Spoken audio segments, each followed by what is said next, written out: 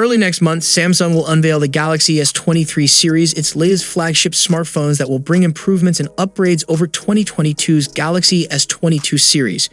Naturally, with flagship phones as good as they are now, there isn't a lot that Samsung can do to lure customers into buying the new handsets.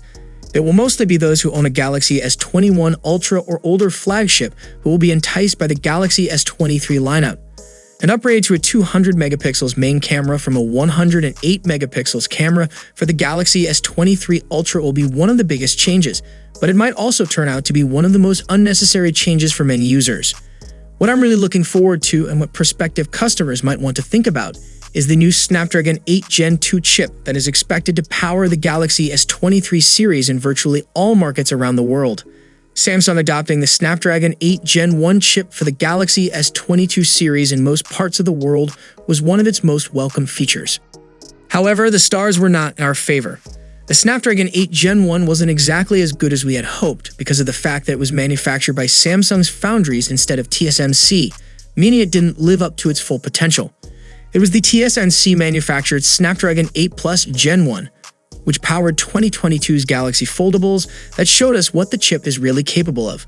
Despite not-so-big batteries, both the Galaxy Z Fold 4 and the Galaxy Z Flip 4 have excellent efficiency.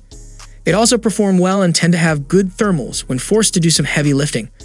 And with TSMC set to manufacture the Snapdragon 8 Gen 2 next year, it's no wonder that the Galaxy S23 series processor has me most excited.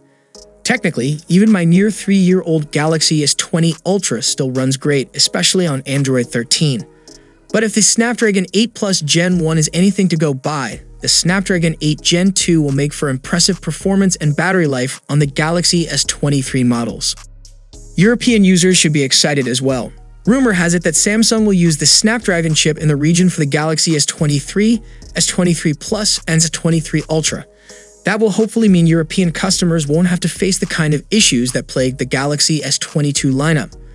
Until Samsung's rumored in-house Exynos chip, manufactured by its new chip development division instead of Samsung's semiconductors, makes landfall, the Korean giant should stick to Qualcomm's Snapdragon chips and let TSMC manufacture them. Because clearly Samsung falls behind in both making its own smartphone chips at the moment and manufacturing them for others. And it may be time for the company to accept those shortcomings and keep Exynos chips away from customers until it develops a really solid version it can be proud of. While we already know plenty about the Snapdragon 8 Gen 2, we haven't heard specific percentage improvements for the Galaxy S23 phones. The performance boost the chipset is going to bring to phones in 2023 will vary depending on how manufacturers optimize it to work with their own hardware and software. We're expecting the Qualcomm Snapdragon 8 Gen 2 processor to feature in quite a few flagship Android smartphones throughout the course of 2023. Perhaps the only significant exception will be the Google Pixel 8, which is likely to use a custom Tensor G3 CPU. You can make a fair case for arguing that smartphones are already plenty fast enough. Indeed, the iPhone 14 has stuck with the same Apple A15 Bionic chipset that was inside the iPhone 13 the year before. But bear in mind that the demands that we put on our phones are always increasing too. Apps and games continue to get more complex, photos and videos continue to get larger and more detailed. And then of course there are the wealth of AI tricks that our handsets can do now. All this portable computing needs a chipset that can keep up.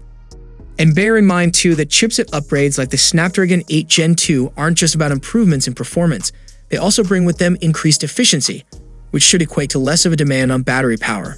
So what do you guys expect from upcoming S23 lineup performance? Share your valuable thoughts in the comment section and I'll see you guys in the next one. See you for the next time. Peace out.